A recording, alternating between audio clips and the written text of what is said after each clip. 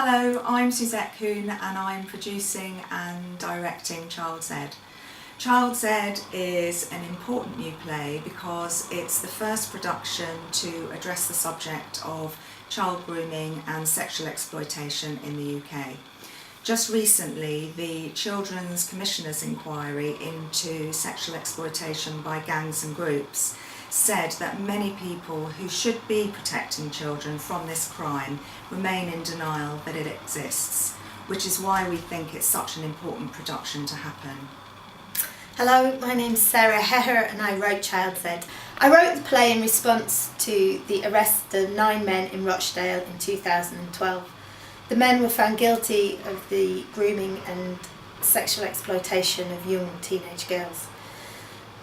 Although the details of the case were disturbing, it was something else that really captured my attention and made me very angry.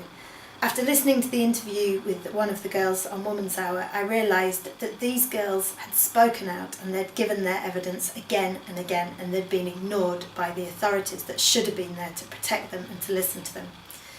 It was this catalogue of indifference, this kind of hiding behind a bureaucracy, and it almost felt like a decision not to pursue their evidence that made me so angry and that made me passionate about writing this play and exploring how it was for these girls and how it felt to be in this position, to be so abused, so vulnerable, and yet so unprotected by those who should have been there to protect them.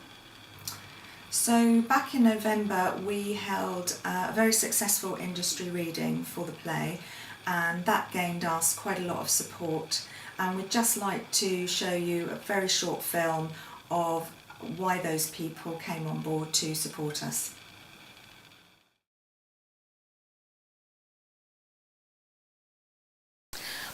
Well, I think it's an incredibly powerful play, and it really raises the issue of how can we make sure that this doesn't ever happen again, and while Rochdale has finished, it is continuing to happen. And I think there are perhaps 2 ways that we can look at solving this problem, both of which are through education and awareness, and that's for children and young people and for adult professionals. In terms of adults, they need to understand that children are not responsible for the kind of things that happen to them with sexual exploitation.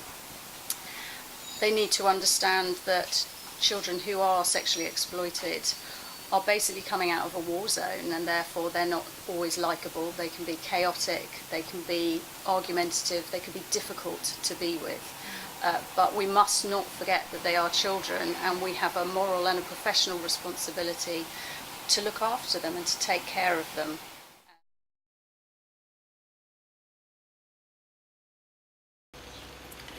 I think some of the alerts were ignored because the young people didn't present themselves as a comfortable victim. And what I mean by that is that services found it very difficult to approach those young people and get a reasonable assessment of what was going on.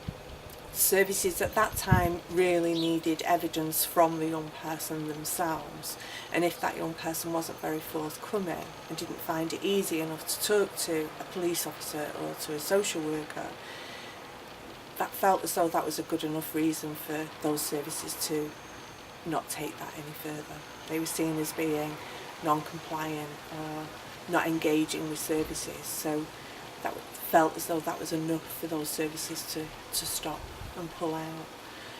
It seemed to not make any difference that the evidence was really clear, and the evidence was really clear there because they told us.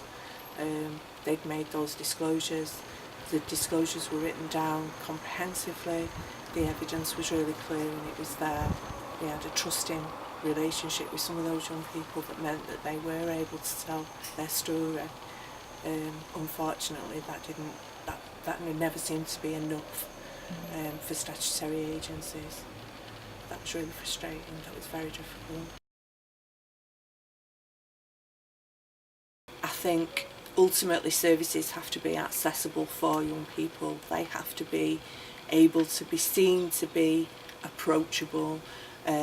and that young people feel as though those services will believe them, and that young people have confidence that the services that are designed to protect and offer safety are going to do exactly that, that they're going to believe young people and act appropriately to make sure that they don't come to any harm.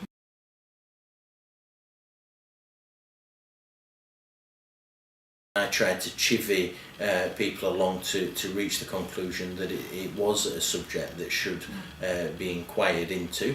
So I took part in a debate on child sex abuse, which I talked about the Rochdale grooming case. I also met on an individual basis with Keith Vaz, the chairman of the Select Committee, Home Affairs Select Committee, and sort of lobbied him in terms of who he should call as witnesses. It's down for the committee to make decisions on that, but I was trying to influence their thinking around this subject. If there's one overall lesson to be learned from any of this case, it is that we need to listen to children. And that's where there was a failure. Police officers failing to listen to children, social workers failing to listen to children, parents sometimes failing to listen to lots of different people, politicians not listening to children. That's what we need to do ultimately, is when children are speaking to us, listen to what they have to say and then act on it. If you could support us to help us get this play made, then we'd really appreciate it if you could make a pledge, and if not, please spread the word. Thank you for listening.